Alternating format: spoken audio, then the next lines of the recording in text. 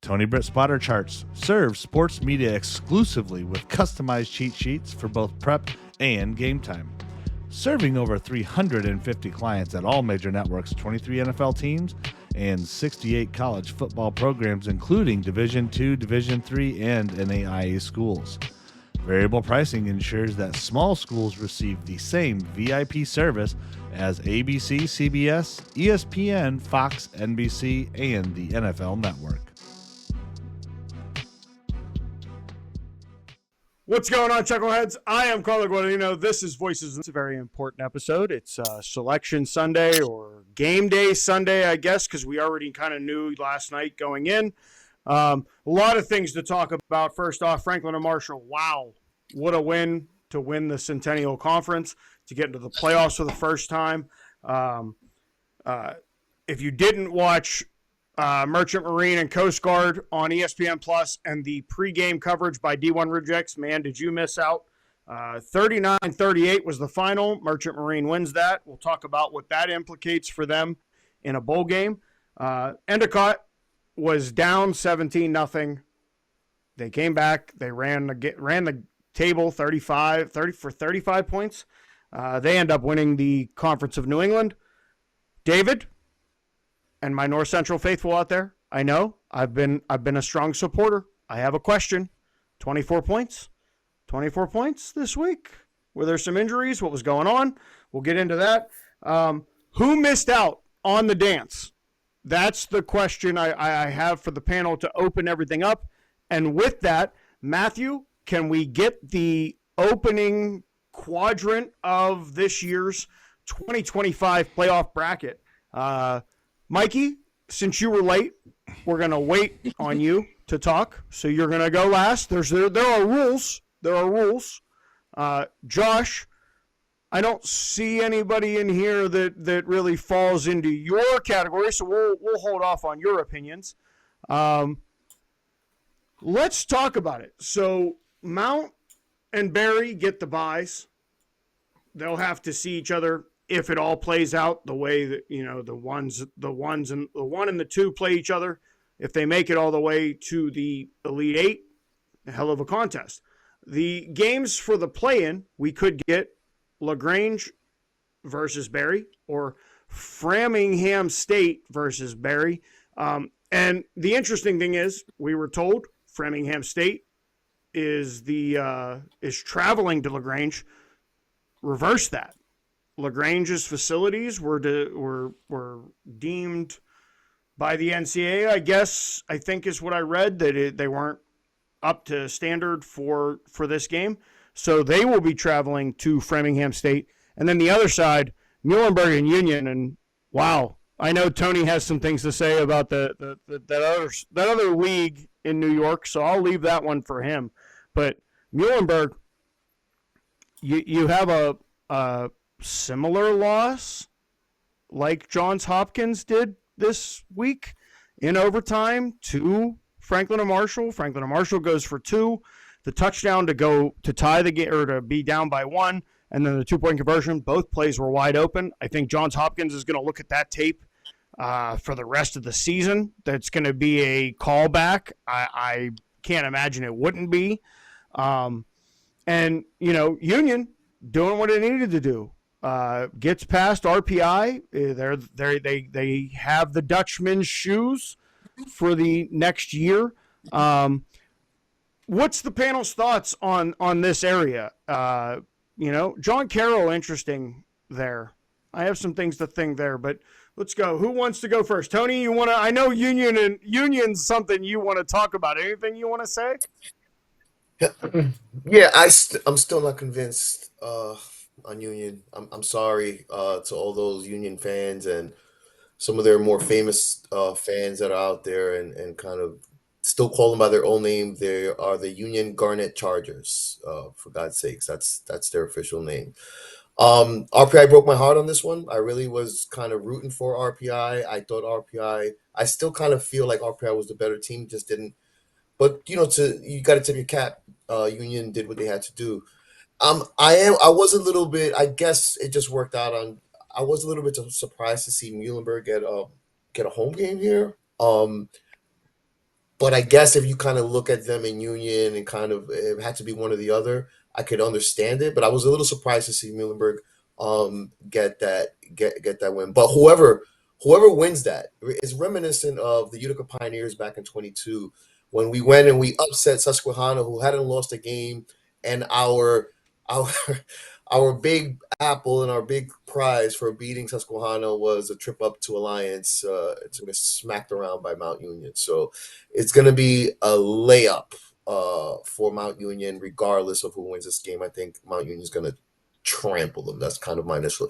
I'm kind of agnostic on everywhere else. I feel like, all right, like the whole Lagrange thing is again kind of weird and that whole thing. But if they don't have facilities, they don't have facilities. But besides that, I'm a little bit agnostic on the rest of the quadrant. I think it's more interesting. Quadrant four, would to me was like where Cortland is at. We'll talk about later where Mm-hmm. Cortland is at. Oh, I would have loved for Utica to be there because I feel like Utica has a chance to fight toe to toe any of those teams. Now, as much as I want to deprive the people of what Mikey Schultz has to say, because, Mikey is what the people. Mikey, I saw what you said about that LaGrange Framingham State game. I think you should explain your side and why is that the game that jumps out to Mikey Schultz when you look at the bracket as a whole, which I think everybody in this group can agree, pretty balanced, pretty a lot more balanced than I think we expected it to be. So, Mikey, what do you got for me? Well, yeah, I think this is a really good playoff bracket. Better than last year's for sure, for sure. Very balanced. I agree. This is a well put together bracket. The Lagrange Framingham thing, earlier this season at some point, I think Pat from D3Football.com noticed that the NCAA hid their mileage calculator. So no one was able to know the mileage that they were using to determine what teams have to fly or what teams can drive, meaning if you're over 500 miles or not. Well, it turns out that I've learned in the last, I guess, hour or two since we're recording this, that LaGrange is essentially where they're located. They're like two-ish out, about 2 hours west of Atlanta. No Mm-hmm. team is close enough to drive to them. And how that happened is because Barry winning their last game here, and then Johns Hopkins losing a few other things, they get one of these top 8 seeds now. Well, now Barry and LaGrange can't play in the first game, which is what a lot of people, including Logan Hansen, were talking about a couple weeks ago. That if Barry gets in the top 8 seeds, it's going to create a wackiness here. So now we have a flight that is basically being forced to be used to LaGrange. So um, some of my initial questions were why are we using or wasting a flight on Lagrange in Framingham State, which we're not proper official analysts, so I think we can say pretty certainly Lagrange is going to kick Framingham's butt, and then the next week Barry's going to lay the boom on Lagrange. It's just what's going to happen. So why are we using a flight on two teams that realistically have no future hope within this tournament? Just saying it bluntly. But I guess the reasoning is that Lagrange is totally isolated. So they either had to fly or someone had to fly to them. But Framingham has a ton of. I mean, Framingham could play. I mean, half of this bracket is on the East Coast, so they could play half the teams, but they're the ones that get that draw. Other than that, looking at this region, I think it's really great. I would actually disagree with Tony. I've been saying for 4 weeks in a row now on D3 spread option that Union is back. I mean, this team is. I think this team plays great defense, so they can definitely beat Muhlenberg. And again, I'll just disagree with Tony here again. I think either Muhlenberg or Union can give Mount Union one hell of a game. And I think both those teams are really good, Muhlenberg and Union. But I'm not sure that Mount Union hasn't put away teams early. They struggled with Otterbein early. They struggled with Capital early. They struggled with Baldwin Wallace early. If they dink around with one of these playoff teams, they're going to find themselves down 2 scores. And then and then maybe it's Alma all over again for them. Great games in this region. This is a really loaded region, especially with those southern teams down there in the bottom half of this. This is loaded. Well, and let's not ignore the two bye games, I guess you'll call it, the second round games. John Carroll and Randolph Macon is going to be a slugfest. Anybody that hasn't seen these two teams play, that's a game you're going to want to tune into. And then, interesting enough, it's not Mary Hardin Baylor and Hardin Simmons this year. It's another battle of Texas between Trinity and Hardin Simmons. And I think Hardin Simmons is a good football team. I think Trinity football team. They're on their resume there as we look 9-1 is the team that got the bye at the bottom of the bracket, and that's Barry. I think it's a very balanced. It's interesting, the LaGrange and Framingham State. I looked at it the way you said, Mikey. There are a lot of teams up north in the East Coast that may have been travel-wise, might have been an easier game. Could have honestly, I think we could have seen a Randolph-Macon Framingham or LaGrange game, and it would have been kind of a similar distance type travel. But all right, Matt, give us the next set. All right, let's go take a look at the bad guys and the Cardinals. Oh, here they are. So we know to get to talk in this segment. I'm going to make him wait, even though I really like that he put his hat on because I had to make fun of him for not having. He was fully geared out last year. Now he got it, not last week. Got to be geared out this week too. Let's talk about it. Hanover and Grove City. I think to Tony's point, this is a game. Both programs to get into the dance. Grove City going 1-2 to start. One of those losses being to eventual PAC winner W&J, and then running the table after losing to W&J, and getting in. Who would have thought that Case Western and Rowan tying would have really factored into this playoff seed? But Grove City is the last team in. The tie in that game. Remind everybody at home, Rowan was winning 17-14. They decided to agree to a tie with Case at 17-17, and Grove City gets in. The winner of that game will travel to Naperville. I've been there. Lovely place. Not so much for visiting teams, but a lovely place if you're just visiting. And then on the bottom side, you have Concordia, Wisconsin at 9-1, and big win over Central. The winner of that game will travel to Bethel. Those middle games in there, we start to see that WIAC come alive. So, Mikey, we're going to get your assessments on Platteville Alma and La Crosse and Hope. But first, let's talk about this Hanover Grove City game. How close is this matchup? And Mikey, maybe you've checked this out. I have an opinion. I think Grove City is really gonna handle Hanover in this game. I think Hanover's a good football team, but I think Grove City just has that next level play in them, especially in the playoffs, as they've shown in the last couple years. But anybody want to take this one? Mikey, Tony, Matt, you and I talked about it, so I know your opinions on the bracket. You're just kind of sitting back waiting for us to do the Isthmus talk. So, anybody? I'll let Mikey go first. I'll let Mikey go first because then I'll disagree with him. Yes, please do. I'm going to start this one out. I start the last one disagreeing with Tony. I'm going to disagree with the boss man, Carlo, here. I started filling out my bracket here a couple hours ago when it first went live. And we'll look at the first team I wrote in there. Hopefully it's not backwards on here.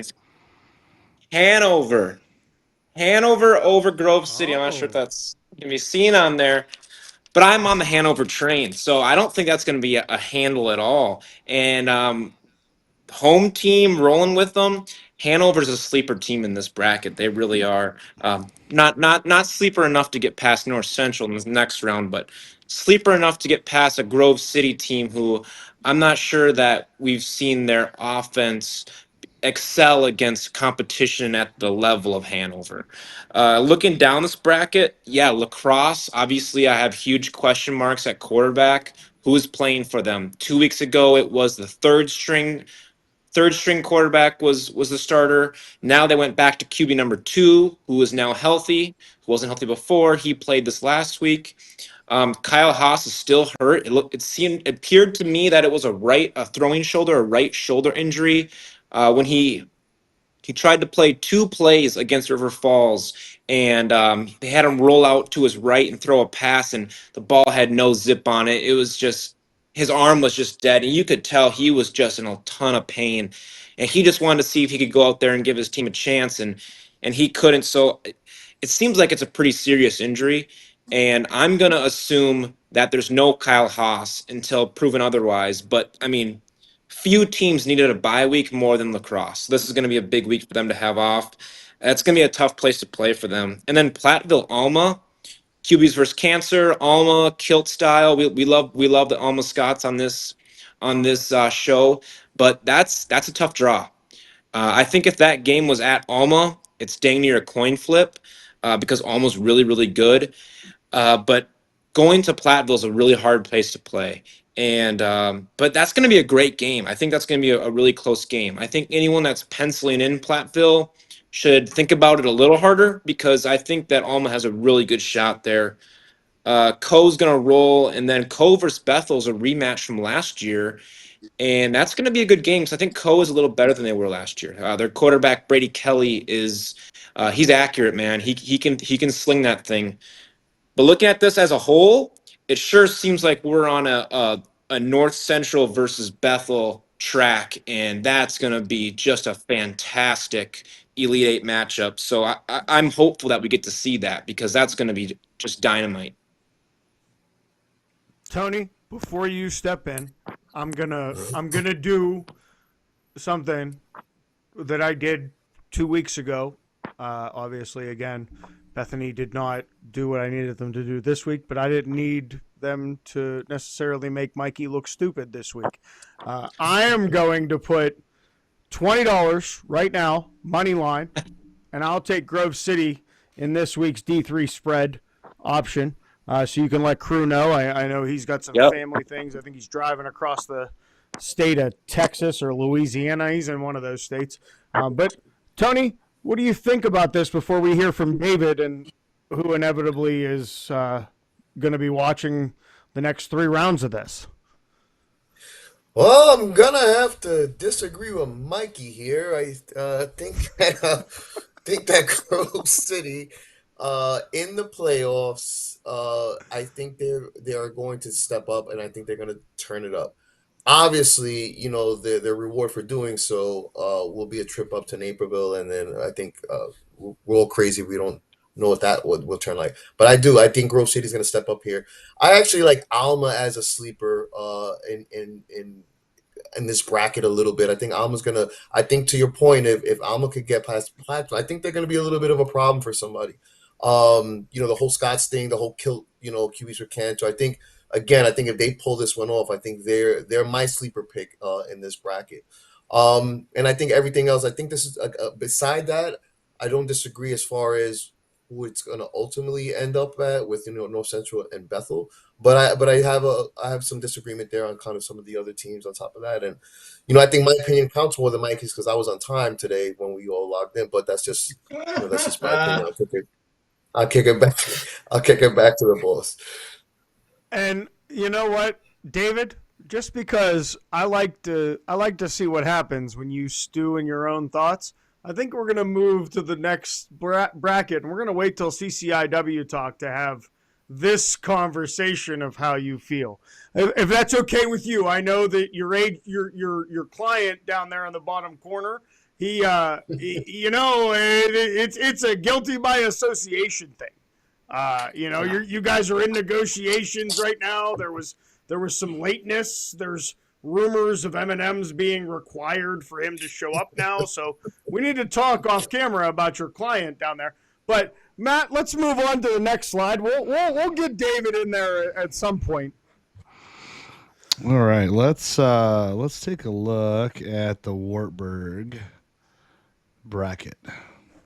Interesting. So Wheaton and Crown. Let's all just call that what it is. Wheaton's 2 losses. They're 8-2. Their 2 losses are to the number 2 team to start the season, and the number 1 team to open CCIW play. So I think good for Crown. It was a great run this season. Unfortunately, I think Wheaton gets it done and then has to go to Wartburg.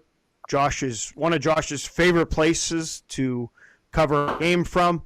And I think this game pretty good.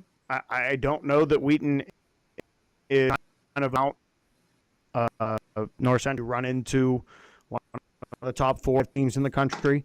I think Wheaton can fight in twat, but I don't know that they get the win once they travel to Wartburg. Shout out to our last week, Logan Hansen. Josh, we're going to talk to you about this one. I see you. We're on a bye week, probably needed for the Warhawks. Let them get healthy. But Warhawks DePaul, that's a game. That's a game in this bracket that I think everybody should keep an eye on. And then, Whitworth Chapman. Interesting thing about Chapman, interesting thing about Whitworth. Chapman, 8 wins, first team in the SCIAC to get 8 wins. Whitworth starts the season 0-2, rattles off 8 in a row. The winner of that game gets to take a lovely trip to Wisconsin at the end of November in the form of the Top Gun offense, Caleb Blaha and the UW River Falls. I think, again, we're probably looking at a River Falls Wartburg, although River Falls St. John's is an interesting matchup that could happen in that Sweet 16. Whitewater Wartburg, again, I think it's an interesting matchup. I think DePaul Wartburg is an interesting matchup. And let's, for everybody's sake, let's say Wheaton gets past Crown, gets past Wartburg, and is in that spot. I think either DePaul or Whitewater would be in for a kind of a slugfest against a Wheaton team that knocked off both of those schools. Now, Josh, before we get into the early rounds, how you feel about this draw? Whitewater DePaul, what are you thinking? Got to look a little bit more at DePaul. We did, my broadcast partner came over and we watched the show, and we were honestly thrilled that we got a home game. Both Logan's mock, D3Football.com mock, had us both going to St. John's. And, I'm already looking up hotels that are right on the edge of Minneapolis, so we only get a little bit of a drive on Saturday morning to start, and then a long track home afterwards. That was our first game that we ever did over 3 years ago, was at St. John's when we signed on to do the broadcast. I didn't anticipate a home game. The fact that we got a home game doesn't really line up with the NPI, so the fact that we did, I'm not going to complain about it. Do I think it's fair? Maybe not. I'm glad we avoided St. John's. I think we played DePaul in the playoffs the year before we signed on, and we beat the snot out of them. But that's obviously 2 different teams, 2 different eras. So I got to look more about that. I think I'm probably in agreement with you. It's going to line up. I think it's chalk. Although some of my folks for Whitewater, one of the former players, is on staff on a team that played Wheaton this year, and they said that Wheaton might give Wartburg a game after they beat up on Crown. Do I love the prospect of going back to Waverly and that Sucret's box? Absolutely not. Maybe they'll put us across the way in the dorm room. Who knows? It'd be an interesting experience, but the fact that we'd win a playoff game and we'd have to go on the road, 2 great defenses, so that would be great. But I got to look more at DePaul. They like to throw the ball, don't rush all that much. They got a couple of guys. They got one guy with 9.5 sacks. They got another guy with 6.5. One linebacker, one defensive end, it looks like. So I like our chances. Honestly, if we can turn them into a one-dimensional team, which is what Warhawks did to Oshkosh this week, I like our chances. And I would say I'm not going to book a return trip, but I love playing at home, and I'm hoping to get to Waverly the week after Thanksgiving. And Mikey, I know you talked about that this Monmouth team. They are something, but are they something enough after a bye to get past the Johnnies? Yeah, that's a tough draw. When I look at this quad, this is kind of like the winners and losers quad here. I think Wartburg is kind of a loser of this quad. Obviously, the number one seed, it's great, but drawing Wheaton is just a really tough draw for a number one seed. I mean, that's tough. Whitewater's a winner here. They get a home game, and their gift is DePauw. Holy cow! I mean, I can't wait to see the spread on that game. That's a one score game. I mean, if you're gonna pick upsets in round one, I mean, DePauw's got to be the team that everyone's circling. Like that's the team that's ready to do the upset. They going into last week, they're the number one rushing defense in the country. They had only allowed 97 total rushing yards for the season, and now they're gonna play pound the rocks. So can't wait to watch that one. But yeah, Monmouth, that's a tough draw, man. I was kind of hoping they would get a team maybe like Whitewater, who I think they're more suited to beat because Whitewater's offense is a little more slow and grinded out type of game, where St. John's is more up tempo, more deep bombs, better quarterback play as far as down the field missiles and stuff. And I think that's a tough matchup for Monmouth. Yeah, so St. John's and River Falls, if that happens in round two there or round three, that's going to be, I mean, that might be the game of round three. So I can't wait to watch that one. This is a quad of winners and losers right here. All right.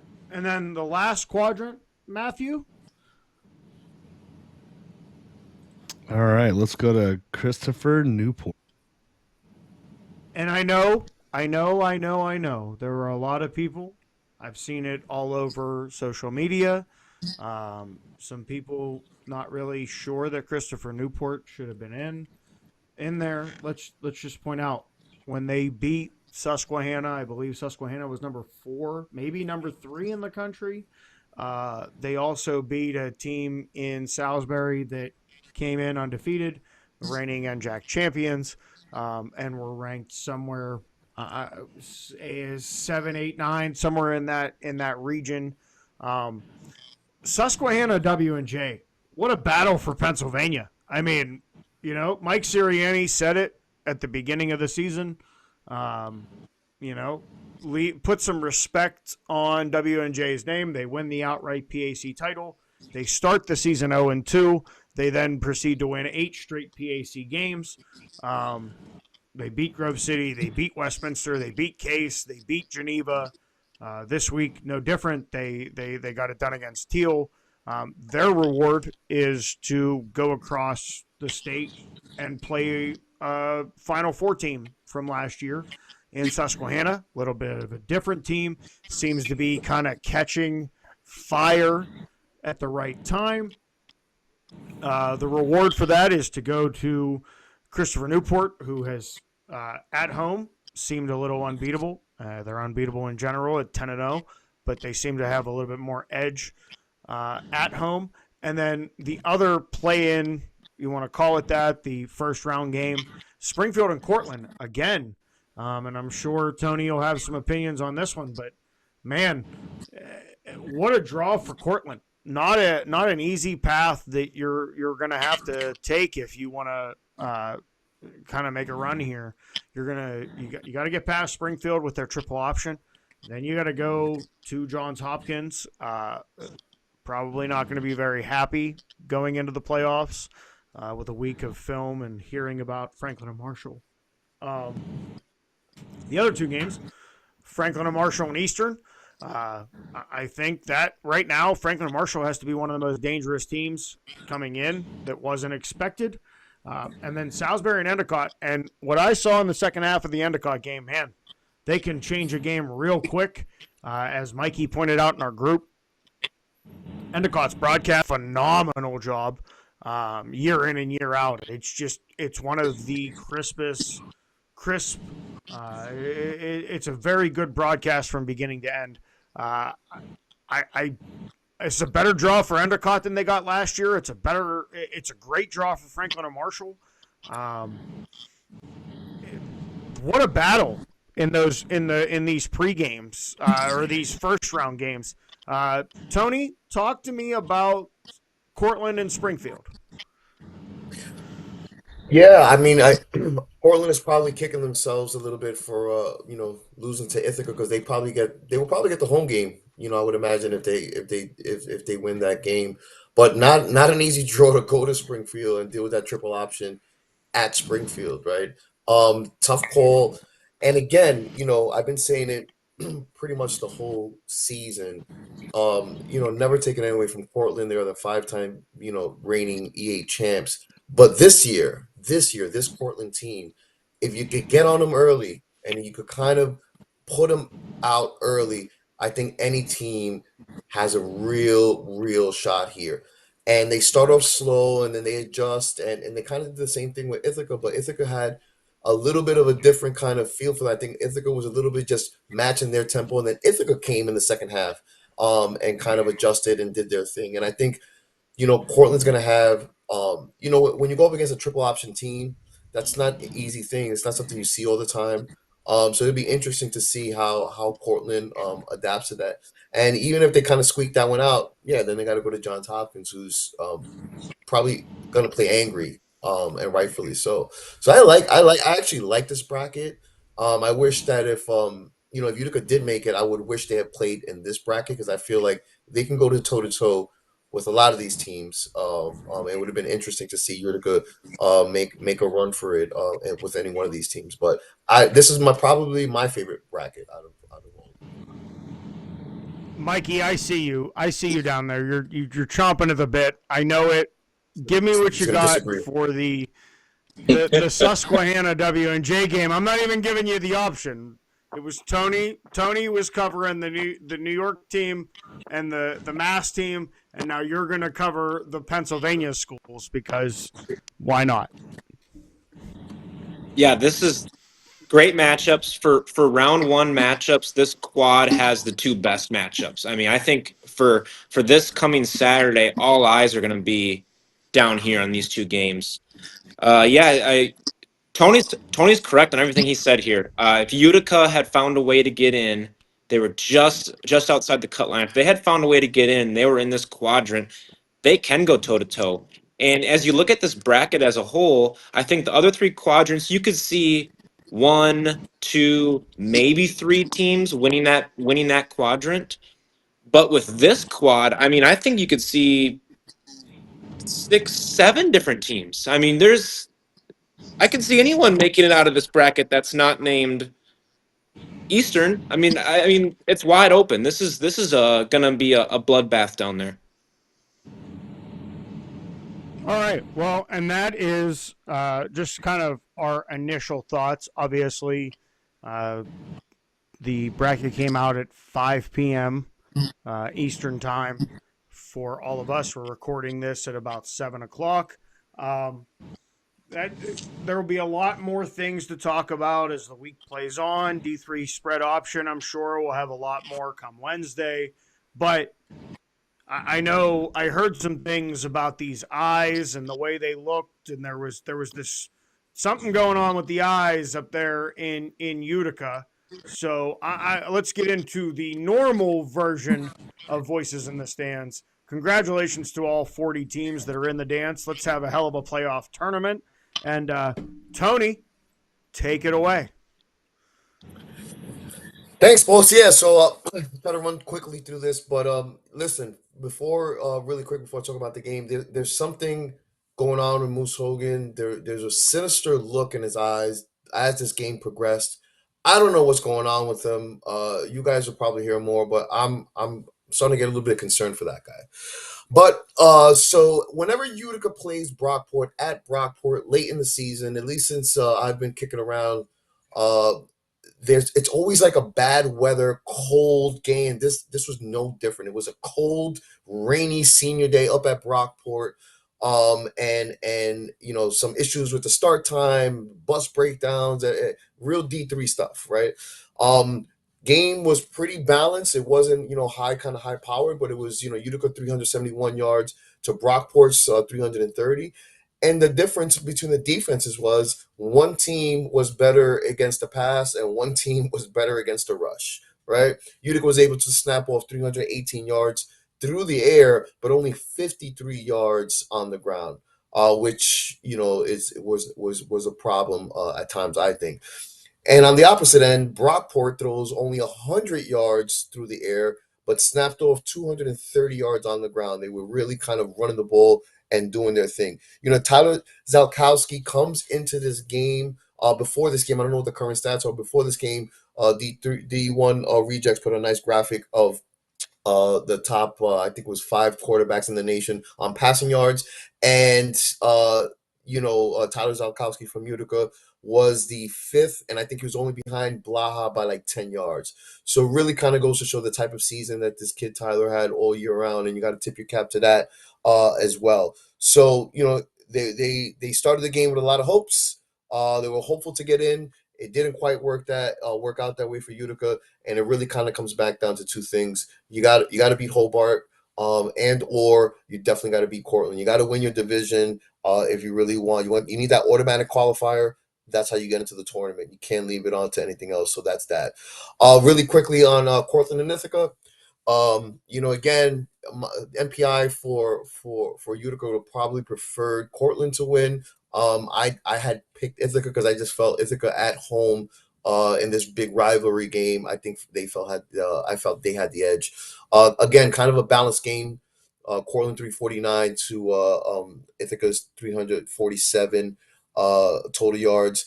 Kind of balanced everywhere else, even including time of possession. So it was kind of a back and forth with some kind of interceptions towards the end, and a really exciting, actually, kind of game for these two guys. And now, Cortland has to go into the tourney and kind of shake it off and get to business if they want to be taken serious here.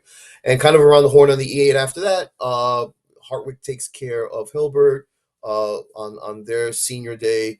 St. John's Fisher takes care of Alfred, and then Alfred State, I should say, and then Alfred handles Morrisville. So that wraps it up for those guys. Everyone now is going to be waiting for the ECAC bowl selections, and I'm hoping at least Utica gets an opportunity to play one more week, and hopefully they get a home bowl game. I think they really deserve it after the season they had this year. So that's all that I have. And again, everyone say a prayer for Moose Hogan. He's looks different. Listen. I have talked to our version of Tony Schiavone. I've talked to our version of Eric Bischoff. There are conversations being had with Moose Hogan currently. We're gonna get him the help he needs and maybe get him on the right path once we get through the season. Obviously, it's an exciting time of year. I have a couple things to tell you. One, Ithaca and Cortland did not make it easy, and if I thought that was the only game that was going to cause me some gray hairs, while the Brockport Utica ending did not help anything for the lives that I had while maybe consuming some libations. I guess, David, I made you wait. I'm sorry. Matthew, if it's okay with you to start off your segment, I think we let David go. I had some questions for North Central. 24 points. 24 points. You guys, now listen, I love my North Central people. A couple weeks ago, there was a whole statement made about the people from Alliance who weren't necessarily putting up the numbers that we all expected them to in the OAC, minus John Carroll, who, leaves the OAC and now wins a conference, no longer a bridesmaid, now a bride. But 24 points. 24 points from North Central going into the playoffs. I mean, a great time for a bye week, but what's going on? What happened in Naperville for senior day, David? Yeah, so I got to tell you, walking out of the stadium, everybody and talking with some people afterwards, there was this feeling of just kind of meh, like what did we see? But first and foremost, you have to tip your cap to Wesleyan. And Matt, you may recall a couple of weeks ago, I made the comment. I said, Wesleyan always plays us tough. And if you go back to the North Central Wesleyan game to end the season last year, it was an 8-point game going into the fourth quarter, and then North Central scored a few 2 points there in the fourth quarter. And for whatever reason, you always have that kind of team that's just always there, your nemesis that's always going to give you a battle. And Wesleyan seems to be that team. But when you look at it in total, I mean, we won the game. So there's nothing to be, sad about. And it felt a little strange, but, fifth straight perfect regular season, 51st consecutive CCIW victory. But yeah, I mean, the scoreboard, you got to dig a little deeper. So, you look at it and you say, well, North Central still pretty well dominated them. I mean, we had more than double the number of yards that they had. They had like 231. We had 473. We held the ball for 37 minutes. We had 27 first downs to their 15. Donovan McNeil went off 21 carries and 202 yards. And so you're like, well, how did you just get, the 24 points? Well, senior day, some people think, I hated senior day as a player, whether I was a senior or not, because it just disrupted everything. My high school has gone to doing senior day the first game of the season. And so you get that out of the way. And then you get into your routine and you stay in your routine. I really like that idea. Now, does that really have much of an impact? I don't know. Some people it may, some people it may not. But the other big thing is there were fewer possessions in this game. There were a lot of long drives, North Central particularly. So I looked at it. We had a 15-play, 96-yard drive, a 9-play, 80-yard drive, an 8-play, 98-yard drive, and there was another 9-play and 10-play drive in that mix. And then when you look at Wesleyan, half of their drives, they had 8 drives. There was a 7-play, an 8-play, a 13-play, and a 14-play. So both teams maintained possession and just kind of ate up some clock. And that was a big part of it. So obviously you reduce the number of possessions, that reduces the number of opportunities to score. And I will say that part of it was Wesleyan. Part of it was there's a little less crispness by North Central on offense. Missed on a couple of long balls that we've normally been hitting on. And, it was a little windy. That could have had some impact, but penalties there were 3 penalties called the entire game, which is really weird. All of them against North Central, of course. Wesleyan, according to the officials, played a perfect game. And but we had 2 big plays late in the second quarter on offense that pulled back the play, and we were about ready to go up 21-0. And then we turned the ball over on downs. Wesleyan drives down, and 3rd and 3 on about the 34-yard line or something. They throw down to our 10. Our DB is turning to make a play on the ball, and we get called for interference. And it just seemed like crazy. And it was just odd, the timing of the penalties, and then not another flag was thrown. So, it was just kind of weird, but not a lot of big plays, not a lot of short fields, but our defense was still pretty dominating. I mean, when you look at it, Wesleyan came in and pretty much Smythe is averaging 266 yards per game passing, ended up 100 less with 161. Out of their 73 yards rushing, Smythe had 60. And most of that was him scrambling. And so the one downside of North Central's defense on the day was not containing him and letting him get outside. And he was able to continue a couple of drives that normally we would have stopped. So that is a little bit of a red flag. Athletic quarterback, some speed, and not taking the proper angles to contain on the outside. But I bet you that will be addressed. But, when you outgain a team by 242 yards, you have 13 minutes more of time of possession. You feel like, you probably left some points on the board. Overall, that's a good problem to have. And so, I'm not walking away from this one saying, this is a problem, this is a concern. I think we're in good shape. And if you listen to the post-game press conference, Coach Spencer kind of addressed it as well, and was really proud of the team not letting anything kind of get in their head, and because oh my gosh, we're not up by 40 points. What's wrong? It wasn't like that at all. But in reality, North Central still really really controlled and dominated the game. Yeah, that score when I took a break from, I don't know, it might have been halftime or something like that. I was calling the Augie WashU game, and I saw it was so close. I was like, interesting. I really kind of thought like senior day, okay, maybe they're playing, seniors that are not getting a lot of playing time was kind of my initial assumption.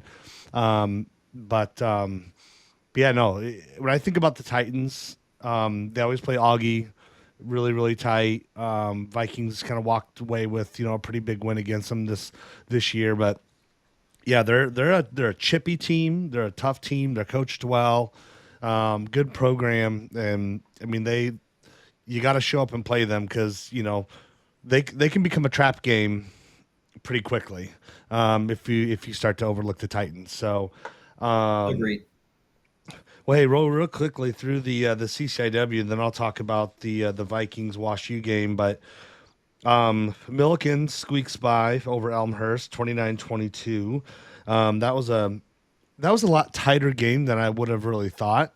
I was kind of hopeful to see Elmhurst maybe pull that one out. They've gone through a lot of changes, in their program over the last couple of years, but the Big Blue, pull away with that one.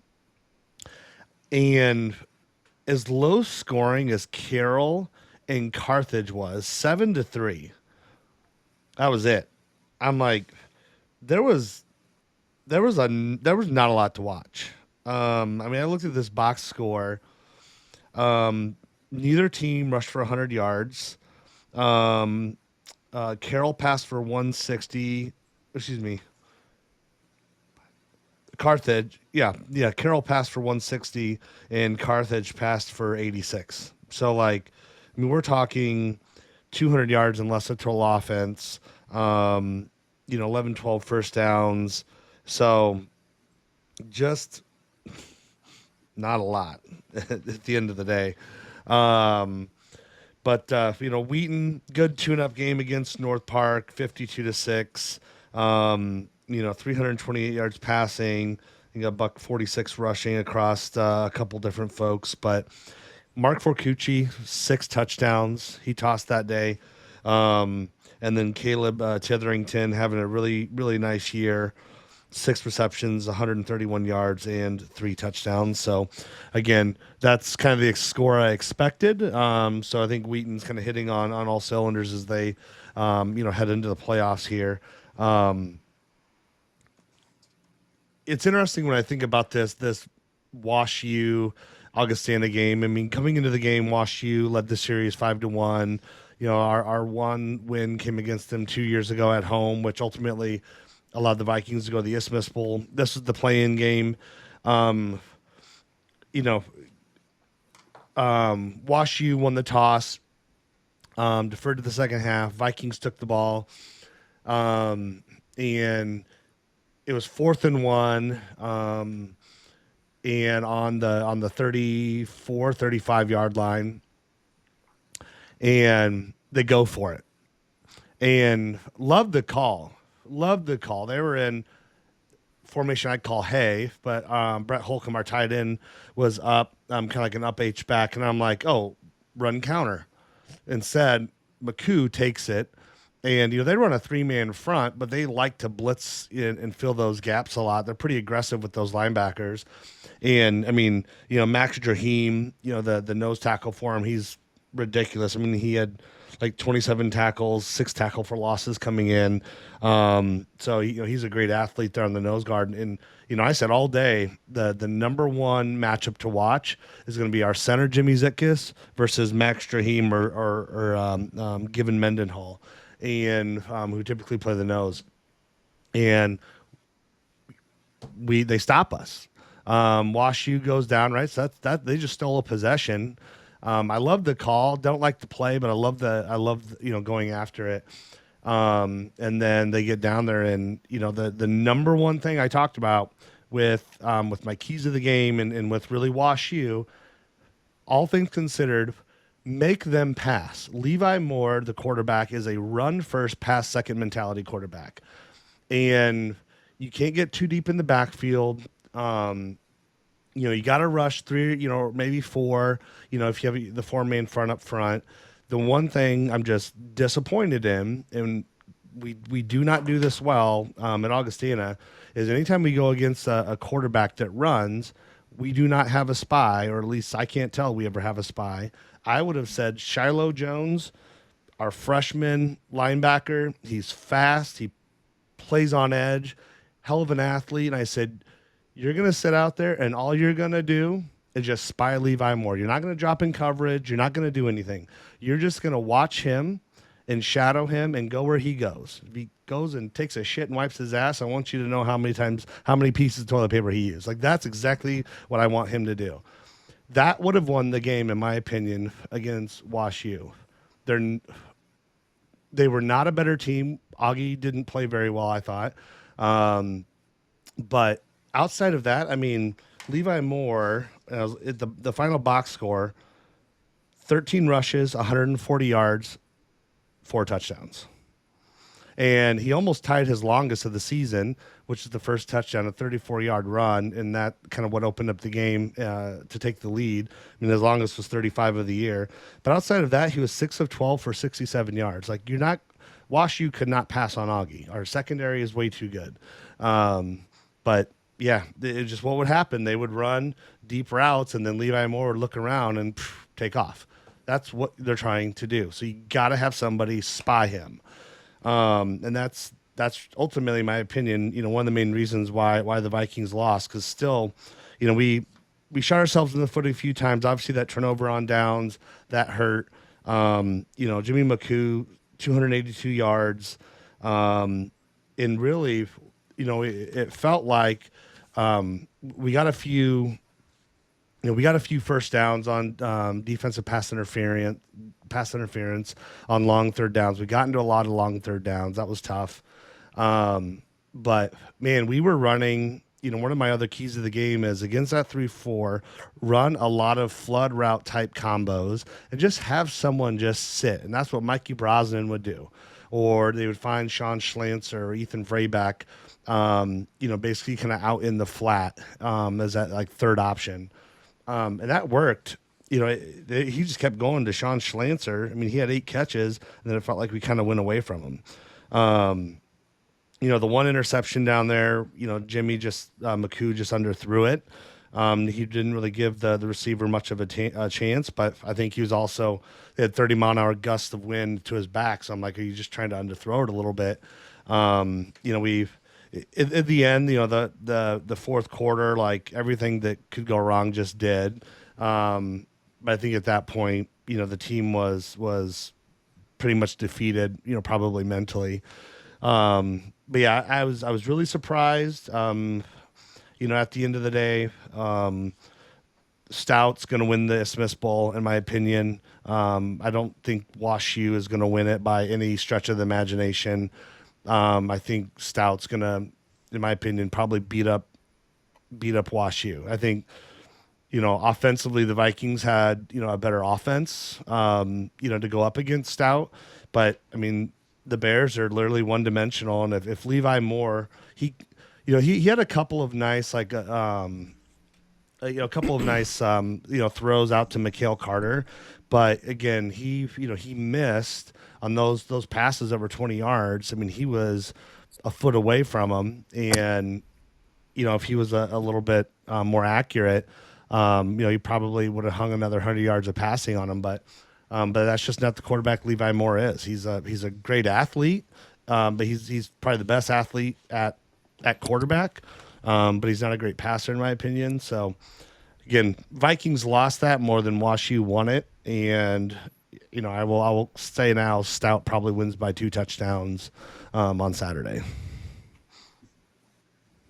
Now, you kind of took my thunder there, Matthew. I was going to do all the bowl games that we knew up until this point, but you are correct. Wash U and Stout will meet in the Isthmus Bowl. Let's talk about what happened out there in the WIAC and whatever other games Mikey's going to steal from me before my segment. So, you've been in that thievery mood all weekend on your comments. So why not just roll into it, Mikey? I'm glad that you could join us. I'm glad that you're up and down with your black bars on the side. I'm glad there's no weather issues going on out there in upstate Wisconsin.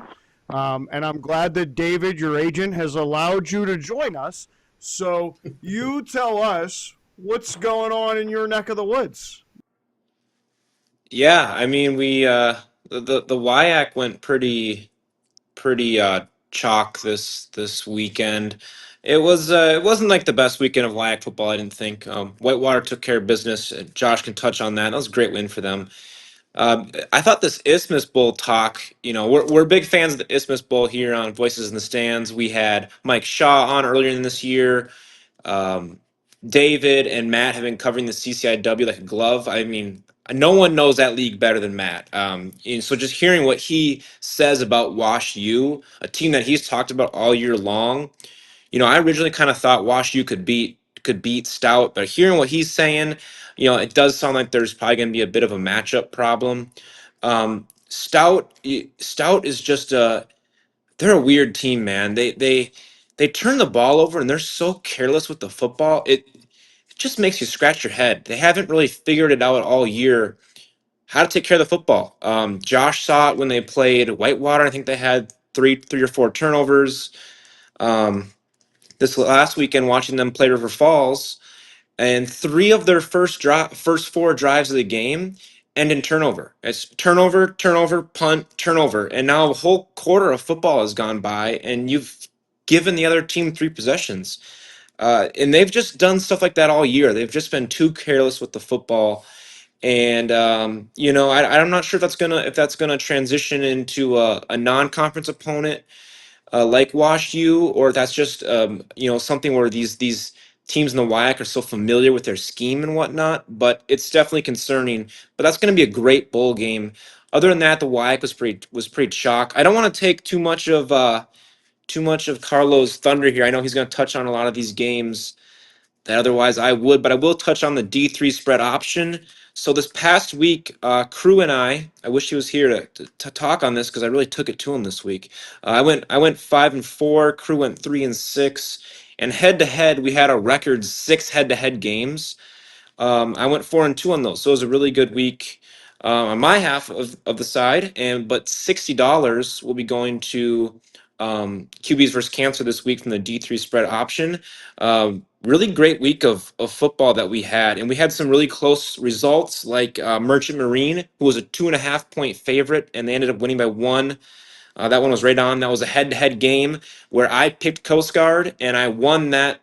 I won that spread pick because they lost by 1 and not more than 2.5. That's how spreads work. So that was a really good game.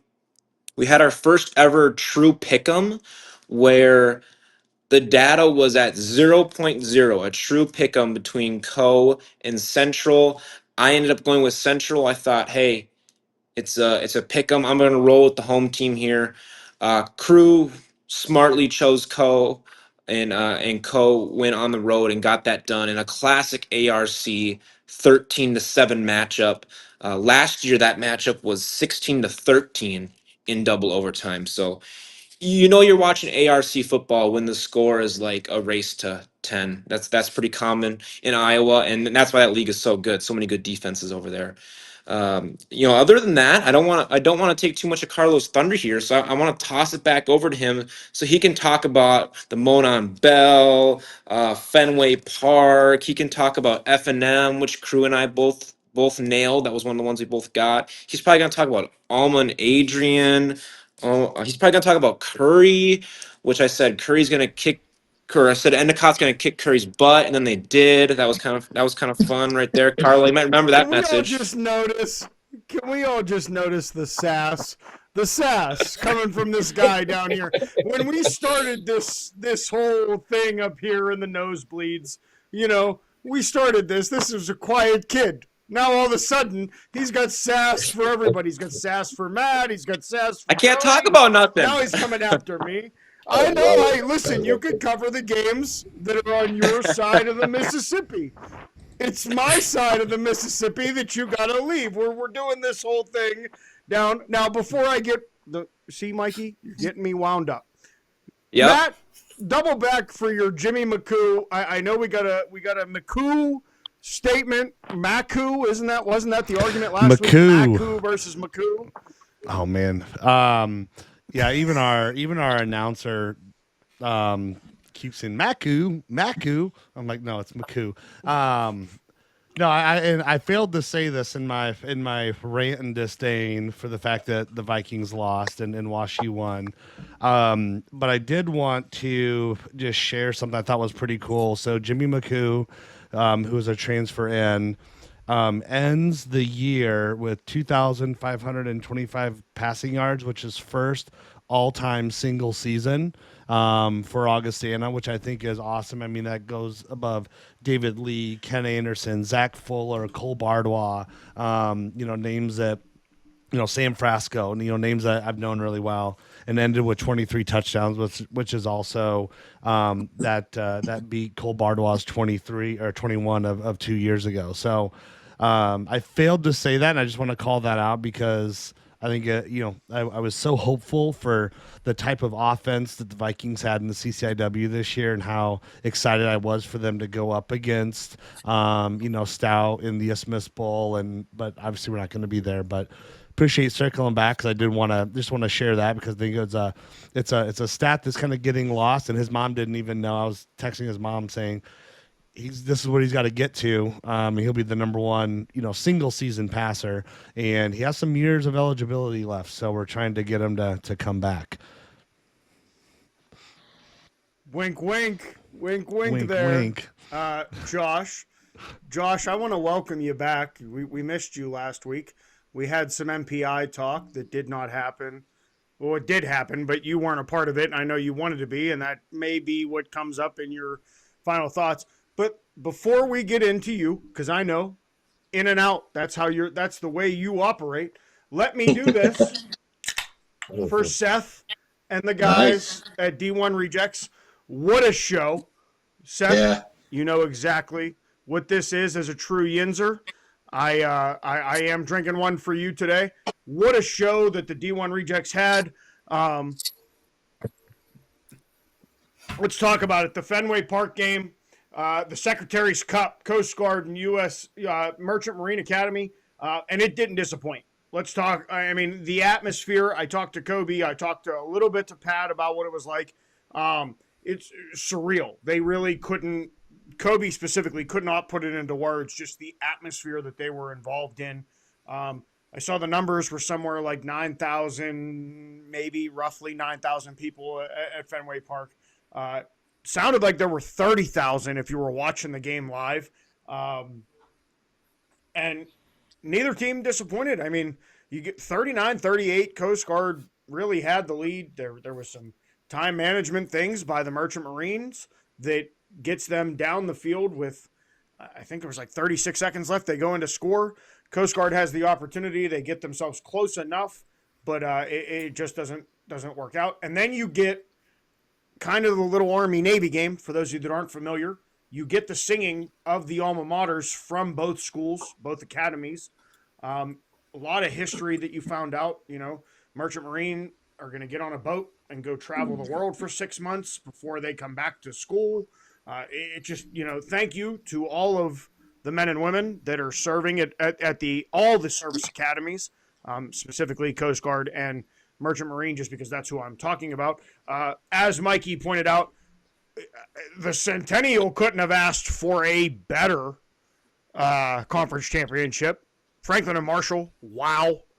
Down 21-0 to start. It was the largest lead that Franklin and Marshall had to deal with. was not a problem for them as they really just clawed back in, and then scored the last 14. They scored 20. What, Mikey? 21 out of the last 28 that were scored. Yep. I know. Johns Hopkins scores to open the overtime. Franklin Marshall scores to answer back.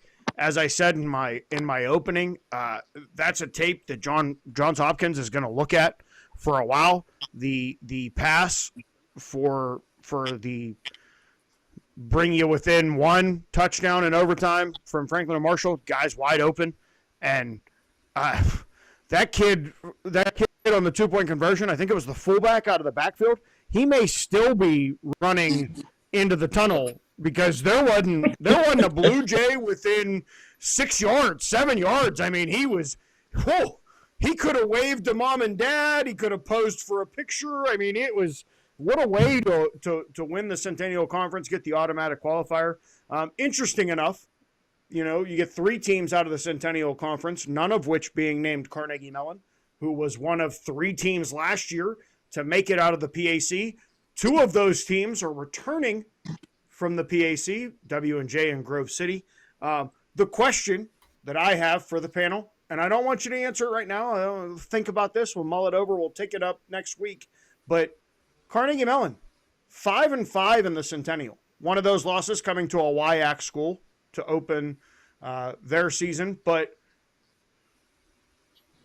buyer's remorse? Is there something to what Coach Sirianni said on Dingo Talk about how, no disrespect to Carnegie Mellon, but they joined the PAC because it had an automatic qualifier. They benefited from that automatic qualifier multiple times out of the previous conference that they were in, which I believe was the CAA, or it was a conference with the University of Chicago and a couple other schools. They move into the PAC. They kind of 9-1, 8-2 was kind of the thing for them. They leave the PAC, obviously not just because of football. The academics line up with the Centennial Conference schools. But you go from being a 9-1 football team that's in the playoffs, wins a first-round game, and gets into the second round. And a lot of people were talking about this year. And you turn around, opening your new conference, 5-5, losses to Franklin and Marshall, Ursinus, Johns Hopkins, and Muhlenberg. And those are the 4 big dogs when you're talking about Centennial Conference play. Those are your 4, like, who's going to win it? Johns Hopkins as of late, but these are your top-tier teams. The other side of my coverage is the other team that left a conference last year, used to be a bridesmaid. They go into the NCAC. They're no longer a bridesmaid. They're the bride. John Carroll decides that it was their time again. Last time I believe they won a conference was or split a conference championship was in 2016, that year that they beat Mount Union. They're no longer in a conference with Mount Union. They beat DePauw. They beat Wabash. They're the outright champions of the NCAC. They go 9-1. Their only loss, I believe, being to Johns Hopkins early in the season, very early. Wow. What a statement from John Carroll as their opening. So, a little buyer's remorse maybe from Carnegie Mellon. I think looks really good for John Carroll. The other ones that I wanted to cover really quickly was, Mount Union did exactly what they always do. 36 times OAC champion, 9 straight for them as they took care of business against Muskingum. The only other thing I wanted to cover was W&J and Grove City, and I covered it a little bit earlier. W&J starts the season 0-2. Grove City starts the season 1-2.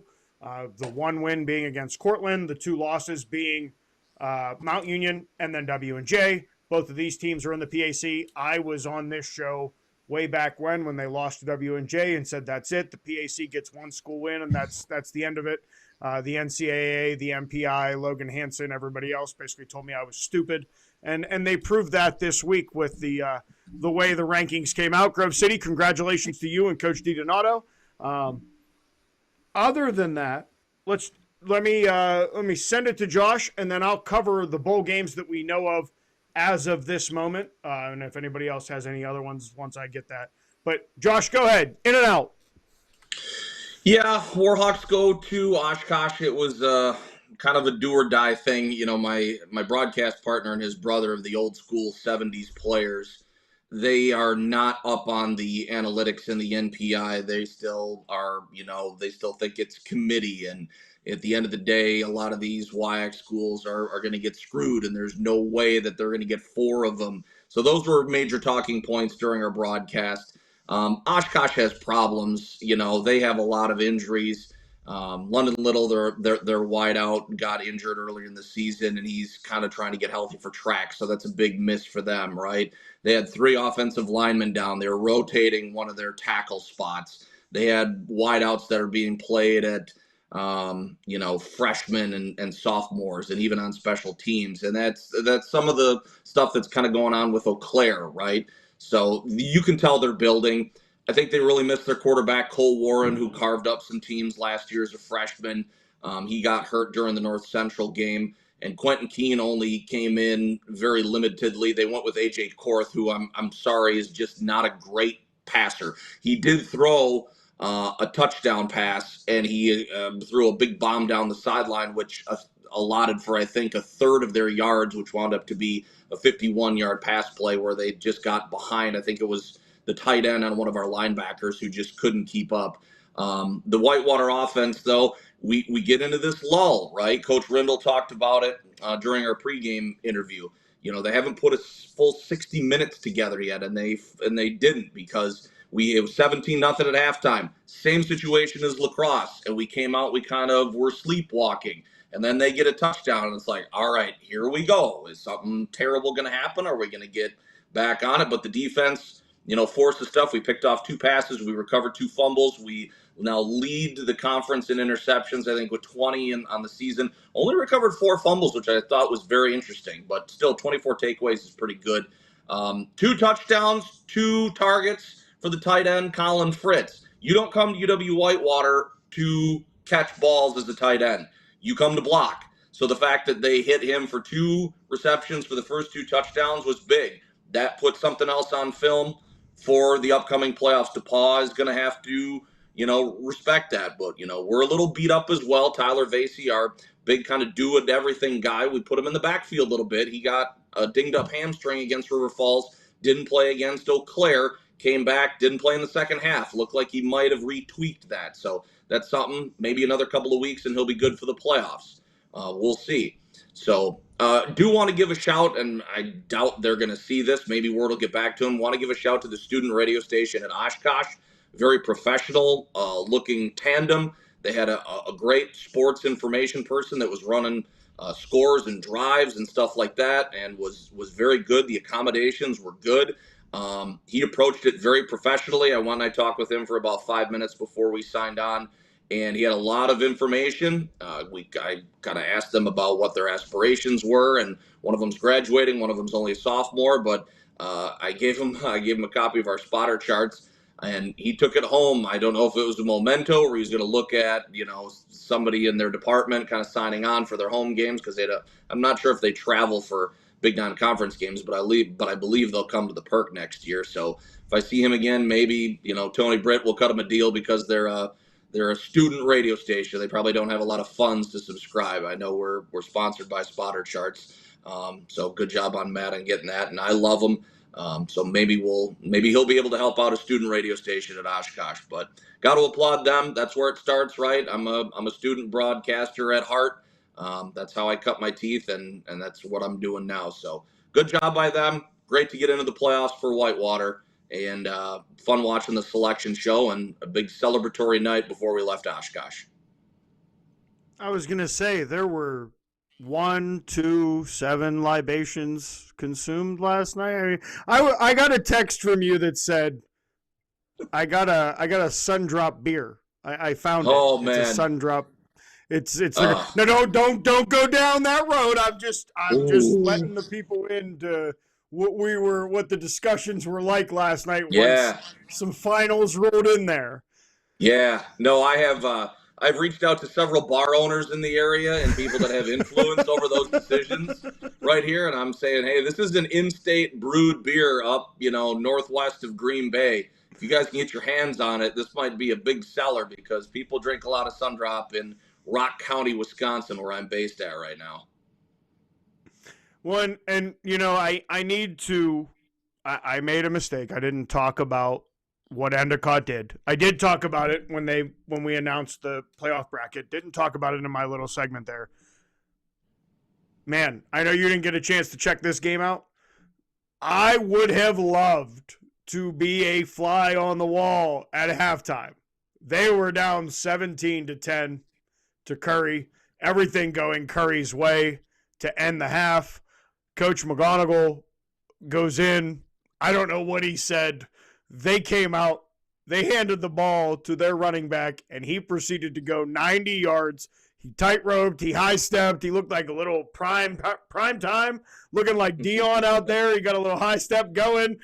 But the 10-yard line, he kind of looked around and realized he could just walk into the end zone, and that was the beginning of the end for Curry. Monty Quinn still did Monty Quinn things, but Endicott could be a problem. They move differently than any of the other teams in the field that I've watched this year. There's not one specific guy that they focus on. They like to throw the ball to the outsides. They like to throw the ball to the tight end in the middle. They like to run the ball between the gaps. They like to run the ball off tackle. They like to give you with a counter. So Endicott's a team that I want everybody to keep an eye on. Again, I want to congratulate everybody. The 40 teams that are in. It's I'm very happy with the way the bracket kind of breaks down. The only kind of question marks I have is obviously if we get to that point, we're gonna get North Central and Mount Union before the national championship. On the other side, I think it's a little bit more competitive on who can come out through the bracket and come out on the other end for the other two Final Four spots. So I don't really want to. I want to watch some of these opening games before then. Let's talk about, Matt, if you can send us back to the group real quick before we go to final thoughts. Josh will come right back to you and Tony for final thoughts. But let's talk about a couple of the bowl games. The Lakefront Bowl is going to be Illinois College versus Aurora. Illinois College comes in 8-2. Aurora comes in 7-3. As Matt pointed out, the Isthmus Bowl will be Wash U versus UW Stout. The Fusion Bowl will be Merchant Marine versus Curry. And then the Extra Points Bowl, row that this PAC school will be there. Westminster will look to defend their Extra Points Bowl title against Mount St. Joe. Similarly, Mikey, as I said about Hanover and Grove City, since both the Extra Points Bowl and that game line up exactly, I'm going to take both PAC schools. I think Westminster is a really good football team that, they're a little young. They got to figure some things out. The other side of that is I think Grove City they took their lumps and now they're ready to head to Naperville and, see what the red and black really looks like. So, no disrespect to anybody that's getting in that situation, but the winner of whoever has to go to Naperville or Alliance, Ohio, man, good luck. But that being said, I appreciate all of you. I will have a couple things to say at the end after final thoughts, but Tony, Josh, good luck. I followed Tony the last time he did this whole final thoughts thing. Not a great thing, so you should go first. That's what I would say. All right. No, that's fine. I know I missed the NPI episode last week. I know there's a lot of things to say and a lot of people that are critical of the process. And it's very interesting in these first couple of years how we seem, and this seems like it happens with a lot of different things, right? We have short-term memory, like people that all of a sudden forgot the year before how this plays out and what to expect. Now, granted, there were some quotes that were put out there by some of the movers and the shakers about talking about the process, and then all of a sudden it turns into it didn't exactly go the way that we said it was going to go. I don't know. I'm not a fan of complaining just to complain. Nobody at the end of the day is getting screwed out of this per se. Maybe a couple of spots, maybe a home game. But in the end, I think it just is what it is, right? You can see the numbers all throughout the season. You know who's getting in, you know who's not at the end of the day, and then the bracket reveal is just kind of like the thing that people like to complain about. I like NPI. Maybe I'm in the minority. Do I think there can be some tweaks made? Yes. Do I think there can be some tweaks made to the bracket? Yes. Do I think there needs to be as big a penny pinching? Absolutely not. There doesn't need to be. There's for where that money comes from. I think there's plenty in the coffers to try and make it a true representation of how NPI depicts it. But again, you're going to have problems with everything. Nothing's perfect, right? So take it for what it is. It is what it is. A lot of us are still playing, some of us aren't, and those that aren't didn't deserve to be there at the end of the day. And that's just the hard truth, and it's the hard reality. So I like the system. I'm glad we're still playing. We were gifted a home game. I'm not going to second guess it. I'm not going to apologize. So I'm glad we're still going, and loving the fact that we're playing in 2 weeks. And again, for those that are interested, a lot of interesting stuff on the Warhawk football socials for the quarterback club coming up tomorrow night. Awesome. That's great, man. Yeah, I agree with you on a lot of that MPI stuff. I'm still trying to figure, a lot of that stuff out myself. But ultimately, I think is it better than we had? Probably. I think a lot of people feel different ways. But so before my final thoughts are kind of go in a different way, kind of more generalized. But as we all know, like football has always been a sport, built on adversity, right? You fight through the hits, the setbacks, the moments where everything seems stacked against you. But the adversity just isn't on the field. It shows up in the way the game is talked about, the way it's analyzed, the way it's debated, right? We live in a moment where there are more voices. See what I did there with the voices, right? More platforms, more opinions than ever before, right? But one play can spark 5 different interpretations. And one decision can ignite an entire week of arguments and probably a lot of long, long posts. But honestly, that's the part of what makes the game beautiful. It also creates pressure on players, on the coaches, and yes, on anyone like us who's just trying to make sense of it all. When the noise gets loud, when the coverage conflicts, when every angle seems to contradict the next, the challenge is to stay grounded, to remember that adversity isn't just something you overcome, it's something that reveals who you really are. So at the end of the day, football reminds us that the truth usually lives somewhere in the middle, not in the hot takes, not in the extremes, but in the work, the preparation, the tough conversations, which we all have here, and the willingness to show up even when the opinion out there says that you shouldn't. So whether you're a fan, you're a player, or you're just in the nosebleed somewhere, and you have a love for the game and for all the drama that it brings, embrace the adversity, embrace the disagreement, because the clash of perspectives doesn't weaken the sport; it actually strengthens it. It keeps us thinking, it keeps us humble, and it keeps us coming back. I'm Tony Maldonado. This is Voices in the Stands. Stay curious, stay passionate, and as always, keep the conversation alive.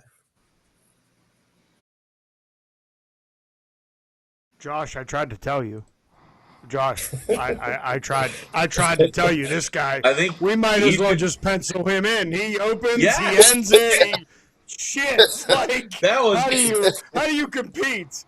that was very Jerry Springer-esque. Very well done. I literally was sitting here going, that is a fucking Jerry Springer moment right there Yes. of anything, and I love it. Now, hold on, because I have a few housekeeping things that I have to take care of. Matt pointed out that I have never followed up on the AQ and whether or not every conference should get an AQ or whatnot. So, since we're in the first week of the playoffs and we're seeing how this is going to play out, I will guarantee that next week we will talk about it in mine and Josh's segment, since that seems to be who I myself with. So, Josh, be ready for that conversation as we lead into some Warhawk pre-talk going into DePaul.